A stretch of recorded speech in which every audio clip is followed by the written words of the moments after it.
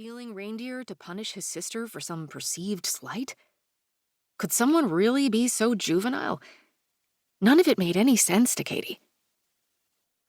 Oh, Aunt Addie, why couldn't you have told me sooner, she thought. Things with her aunt hadn't exactly gone smoothly since Katie's temporary return. Her aunt was still the same surly, stubborn woman who'd raised her from the age of 10, even less likely to filter her comments now that she was approaching 60.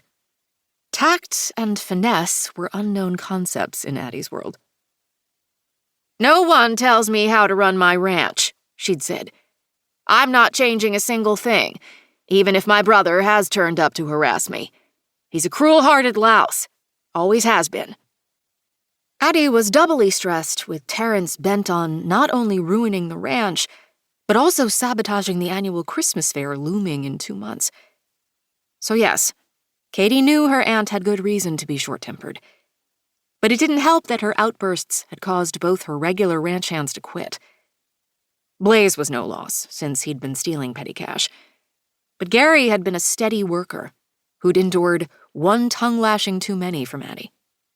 Now, with virtually no help, 250 acres of Alaskan wilderness, and a herd of 23 rescued reindeer to tend to, things were getting downright desperate.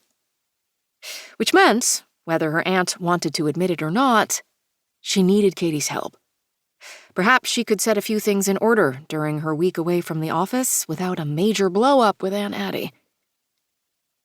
A leaf scuffled over the top of her muddy boots, startling her. Her sideways movement subsequently alarmed Sweetie, who edged back to the comfort of his reindeer sisters. "Relax, Katie," she told herself. Addie was back at the main house. Law enforcement drove by on regular checks of the property, including Trooper Brayden Ford. An image of him popped into her mind, along with the ever-present tension. Ridiculous. It didn't matter now that he'd almost cost her a position with the Alaska Canine Unit in their Anchorage office. And certainly, he must know she had not meant to humiliate him when she told him the truth about his girlfriend Jamie, though it proved mortifying. Water under the proverbial bridge, right? Still, she wished it was anyone but him patrolling her aunt's ranch at the moment. Her eyes drifted upward. The October moon hung low in the inky sky, and she sighed appreciatively as she breathed in the cold, scented with the musk of the animals gathered in the pasture pen and the meager remnants of the willow leaves they'd finished devouring. The lighter fur of their chests glimmered against the darkness. So quiet here, so peaceful, except for the ever-present drone of the mosquitoes. Nights like these made it hard to imagine why anybody, even Addie's disgruntled brother, would want to harm the ranch. Why such covetousness over a place that existed purely to care for rescued reindeer? The ranch barely covered expenses, let alone made a profit. Not exactly a money factory. She said a quiet goodnight to the animals. The gate squealed as she closed and secured the holding pen. Something snapped in the distance. She tensed. If Terrence was still bent on ruining the family K, maybe he wasn't deterred by the trooper's attention. But the noise could have been anything.